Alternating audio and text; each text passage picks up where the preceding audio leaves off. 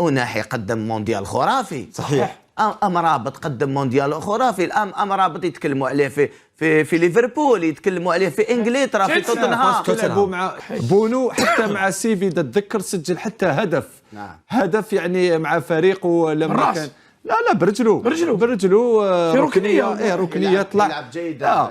السلام عليكم ومرحبا بكم في الفيديو جديد. الفيديو غادي نشوفوا الاعلام الجزائري اللي حمقهم اناحي. اما امرابط فالحديث كامل على امرابط اناحي ياسين بونو. قال لك المغرب علا لنا البارة دابا، اي منتخب افريقيا او العربي غادي يمشي علاش غادي يلعب؟ خصو يلعب على الفينال لان النصف وصلوا ليه المغاربه. الان البارة علاش وخاصنا حتى حنا نوصلوا لهذا الطموح اللي وصل ليه المنتخب المغربي. فنخليكم مع شنو قال الاعلام الجزائري. نتمنى تفاعلوا مع الفيديو بشكل كبير، ما تنساوش تدعمونا بلايك. الناس اللي مازال ما مشتركش معنا اشتركوا وفعلوا الجرس باش يوصلكم الجديد ديالنا دائما. هل يمكن أن تؤثر لاحقا في النسخ القادمة؟ يعني لما التألق والتعمق المغربي، سامحني أكمل لك فقط في ثانية سؤالي، وأيضا التألق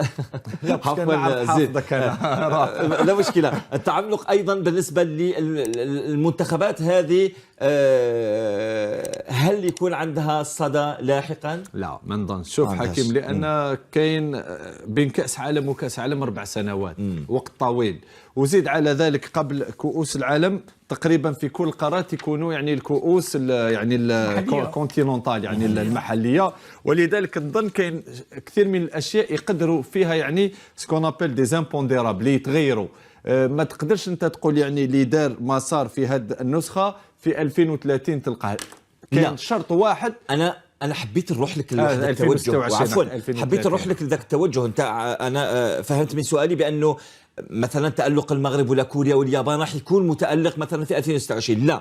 أنا سؤالي كيف سيؤثر تألق المغرب ولا اليابان ولا حتى كوريا الجنوبية على تحديات منتخبات أخرى في المشاركة النسخ اللاحقة؟ يعني يكون فيه طموح أكبر، يكون عنده طموح، لأن هذه داخلة في يعني سكون ابل لا كونكورونس سبورتيف، يعني داخلة دوكا كاين منتخبات أخرى سيتحدون، لأن اليوم منتخب افريقي صنع حدث الحق الى النصف النهائي. دوك تلقى منتخبات افريقيه اخرى تحب تلحق الى هذا الانجاز ولا اكثر. يعني دوكا يعني كاين كثير، هذا هو الطموح. نظن في اسيا نفس الشيء، لان واش هذه المنتخبات تقول لك باش منتخب الحق حنا ثاني قادرين نلحقوا، تسمى كسروا هذاك الحاجز وكسروا هذوك يعني الدواعي اللي كانت تقول ان هذه المنتخبات لا تستطيع الذهاب الى ابعد حد في هذه المنافسه. خليني نقول تبقى الامور استثنائيه. بارك الله فيك. تبقى الامور استثنائيه. اين تركيا 2002 نصف نهائي، كوريا الجنوبيه 2002، ولكن احنا عودتنا المربع أتحدث عن المربع الذهبي. يتكلم على منتخبات اخرى. ماش نقول لك نفس المنتخبات. انا اتحدث عن المربع الذهبي. لما اتحدث من فضلك، لما اتحدث عن المربع الذهبي اختصاص المنتخبات الكبيرة، ركوض ألمانيا، ركوض إيطاليا التي لم تتأهل يا جماعة، ركوض إسبانيا والبرتغال سمح لهذه المنتخبات اليوم. ولكن هل أنت تتصور أن ألمانيا وإسبانيا والبرتغال وإيطاليا سيبقون في هذه؟ أنا في نفس الفكرة حكيم، نفس الفكرة. أنا حبيت نزيد حاجة برك قبل ما تقول لي سؤال. تفضل. في نفس السياق واش كان يقول أنا سجلت نفس الشيء، كتبت بلي باب كبير قد كسر. نقول لك لماذا. هذا ما أردت القول. باب كبير قد كسر. الحاجز اللي كان يمنع واللي ما خلاش غانا في آخر دقيقة، يبقى لك حاجز نفسي. الحاجز النفسي كسر الآن. كل شيء بقى ممكن بعد تأهل المغرب، هذا جيد. ولكن نظرا نزيد نقول لك راح تكون فيه ربما أقوى في المونديال المقبل. قل لي لماذا حكيم؟ 48 صيغة جديدة للمونديال، راح يكون عدد كبير. مونديال راح يكون متعب، راح يكون متعب، وربما في الصيف بعد سنة شاقة 48. وأنفانتينو قال راح نخلي 4 في المجموعة، راح تكون 12 مجموعة، وزيد تكون 12 يجوزوا زوج ربما أحسن 6 أحسن ثالث. راح تكون يعني المونديال هذا باش تمشي النهائي يعني 6 مباريات 7 مباريات، راح تكون أكثر، راح تكون 9 مباريات. مونديال يكون متعب، لازم يكون عندك لاعبين كثير. هذا الشيء واش صرا في هذا المونديال العربي. نقول باللي الحاجز النفسي تكسر. هل يمكن ان نجد منتخب في افريقيا مثلا يقول لك انا رايح باش ناخذ كاس العالم منا على 4 سنين ربما يكون منتخب في اسيا مثلا؟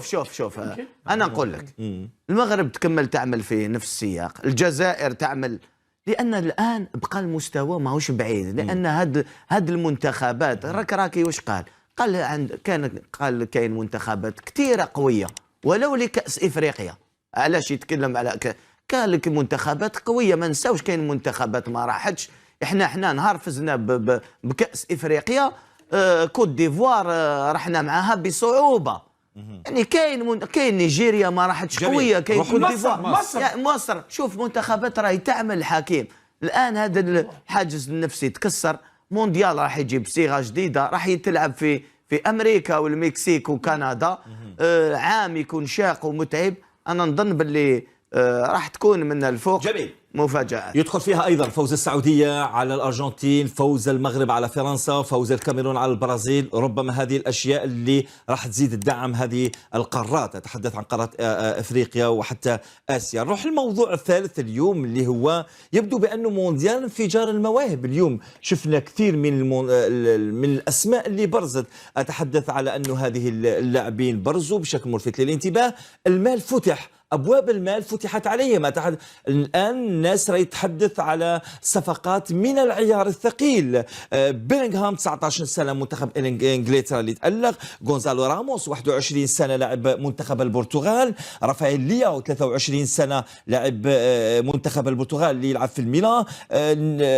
عز الدين أناحي كاكبو أيضا من هولندا. أتحدث عن الأسماء المتألقة فقط وكثير من الأسماء. حسين آشيو. يبدو بأنه مونديال هذا مونديال الشباب. برزت واحد الأسماء ملفتة للانتباه. اليوم لما تشوف أناحي لاعب أونجي متميز يطلبوه في كثير من الأندية.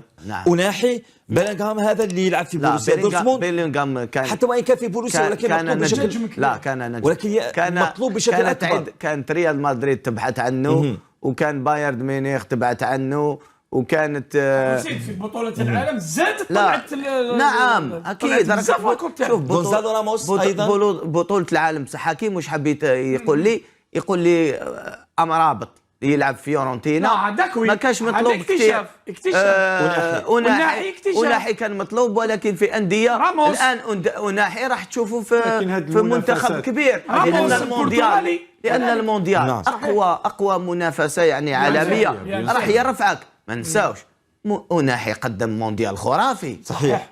أمرابط قدم مونديال خرافي. الآن أمرابط يتكلموا عليه في ليفربول، يتكلموا عليه في انجلترا في توتنهام. تلعبوا مع يعني في المونديال تلعب مباريات قويه وتلعب خاصه في هذا يعني لي تور هادو اليميناسيون ديريكت ولعبوا مع يعني منافسين قويين. اسبانيا، البرتغال، فرنسا. يعني لعبوا مع منتخبات يعني احسن ما يعني سي سكيس في دو ميو في اوروبا. لما تشوف دوك أناحي ولا مرابط تشوفوا ضد هذه المنتخبات. هذه هو يعني القيمه الحقيقيه لهذه اللاعبين. تكلمت على راموس ولو تألق في البرتغال أين يلعب بنفيكا يتألق، ولكن مع البرتغال لما تشوفوا سجل ثلاثيه في مونديال الاشياء تغير. وعلاش المنافسات الكبيره حكيم كل تحب تلقى جميع اللاعبين يحبوا يشاركوا فيها. تتفقوا على الاسماء هذه؟ اولا كاين لي ريكروتور كاع يجوا يتابعوا المباريات.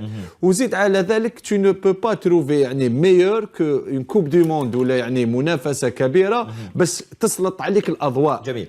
تتفقوا على الاسماء هذه؟ بيلينغهام، غونزالو راموس، رافائيل لياو، عز الدين أناحي، لاعب نقول مرابط ايضا. مرابط كم عمره؟ ولو كبير ولكن نتكلموا على الناس اللي برزت. لا انا اتحدث عن لاعبين الشباب المتألقة بشكل ملفت. اي طبعا. هذاك اسمه الزلزولي. هذاك زلزولي ممتاز كان. صحيح. زلزولي ما لعبش كثير. نعم ولكن عنده مهارات. احنا حكيم تحدث على من نتحدث عن اللاعبين الشبان المتألقة ولكن في أندية ماهيش كبيرة كثير. بونو أنا جاي البونو. يلا مادام راح للبونو. نجوم أعادوا اكتشاف أنفسهم من خلال هذا المونديال. رابيو مثلا الفاريز، رابيو، بونو. بارك الله فيك. اعطيني طبعا الاسماء اللي صح. من المفروض اعاده اكتشاف انفسها، نجوم ولدوا في مونديال قطر درناها طبعا عاودوا اكتشفوهم. الفاريز شاب 22 سنه كذلك، سجل ممكن نديروا مع الشباب إنالي مع ميسي ايضا. عز الدين ونحي درناه لانه عاودوا اكتشفوا انفسهم رغم انهم يلعبوا في الاحتراف. قاد المغرب حكيم في راسيك ستراسبور، والناحي في راسيك ستراسبور ما قدرش يقعد، راح لهذيك اللي قلت عليها افرانش يا اخي، راح لافرانش الاونجي، هو خريج الكالكولية. ديال رابيو واحد من الاسماء الكبيره عاودت اكتشفت نفسها. لا هذا رابيو حكيم، هذا في 2018 بقوه، ما داش المناخب الوطني ديشون. اذا عاودوا اكتشفوا انفسهم. هذا ما اردت الحديث عنه. تفضل. سي اون ريزيريكسيون، جو سوي داكور معك. ما رايكم في الاسماء هذه ايضا؟ الفاريز وبونو، عز الدين أناحي. تعليق فقط على الفاريز، لما راح لمانشستر سيتي امال كبيره في الارجنتين انه راح يكون هداف، يعني راح يعوض داغويرو منا، ولكن ما لقاش مكانه في المونديال اليوم. ما نقولش يهدد الوحش هالاند، ولكن سوف يكون بديل رائع لهالاند. اسماء عودت اكتشفت انفسها حسين. اكيد خاصه رابيو وناحي. رابيو ظهر بقوه، وناحي حتى بونو مفاجأة المونديال أوناحي يعني. حتى بونو كان رائع. ما رأيكم لم نتحدث عن الحراس؟ مونديال الحراس. نعم. بونو كانوفيتش هذاك تاع الكرواتيا، وكذلك السعودية، السعودية أيضا صح. لا ولكن الملفت بونو بصراحة، بونو كان حاسم في أوقات صعبة جدا للمغرب. حتى حارس كرواتيا لا أكيد، لا اسمح لي زين، لماذا نتكلم لك على بونو؟ كان عنده تأثير على النتائج يا زين، هو من أهلهم في ضربات الترجيح، يكفي هذا. ولكن شوف يعني صح صار ديسيزيف، يعني لولا لوريس كذلك، لوريس الذي عاد هذا نحسبوه معدي. شوف لوريس يعني عمل ما نقولكش اكتشافات، نقول لك لا كي تكلمنا على حراس المرمى انا عجبني بونو سامحني. واش تقدر تتكلم في هذا المونديال؟ انا لابروش تاعي جوري في نوتر ابروش ان الحراس كان عندهم تاثير كبير بالنسبه للحراس على النتائج. الحراس ما دخلتش معاه، هذا موضوع اخر. تفضل. لا قلت لك الحراس كان عندهم تاثير كبير على النتائج، لان جميع المنتخبات اللي كان عندها حراس في المستوى تقريبا وصلت الى ادوار متقدمه، لان بما ذلك حارس الارجنتين اللي كان يعني كان مارتينيز ايضا يعني كان عنده تاثير، شفناه في الضربات، شفناه في المباريات كيف يتصدى. اليوم شوف تقدر تقول 4 المنتخبات اللي لحقت تقريبا الى النصف النهائي عندها حراس متميز. ومنذ لماذا قلت بونو حكيم؟ لان المغرب كانوا عايشين في ظل بدو الزكي الذي عاش طويلا في ظل علال، الحارس الممتاز القديم من احسن الحراس في افريقيا عبر التاريخ. تتحدث لي على بونو في الزاري ديسيزيف. وشنو اري ديسيزيف حكيم؟ يعني ماشي المهاجم اللي ضيع الهدف، الحارس من انقذ الكره. اسبانيا معروف شفنا بونو ليس في سيفي، معروف في سيفي يعني تقريبا لولا كورتوا كان هو احسن حارس في اسبانيا. لولا كورتوا اللي تالق بشكل كبير مع ريال مدريد. بونو حتى مع سيفي تتذكر سجل حتى هدف يعني مع فريقه لما كان لا برجلو في ركنيه ركنيه طلع يلعب جيد. شوف يعني ثقه كبيره. بارك الله فيك. شوف سوني با سي سكي في لا ديفيرونس. شوف مؤمن واش نقول لك، بونو سي با اون ديكوفرت، يعني سي با الناس تعرفوا عبر فريقه سيفي، ولكن يقول لي كان عنده تاثير. نقول لك نعم في نفس السياق كالحراس الاخرين كالوريس كمارتينيز. كان هذا هو الفيديو ديال اليوم. خلوا لي الراي ديالكم في التعليقات، ما تبخلوش عليا بالراي ديالكم. الناس اللي مازال ما مشتركينش معنا اشتركوا وفعلوا الجرس باش يوصلكم الجديد ديالنا دائما. شكرا لاي واحد كيدعم المحتوى ديالنا، كيف العاده نشوفوا في فيديو جديد ديما مغرب.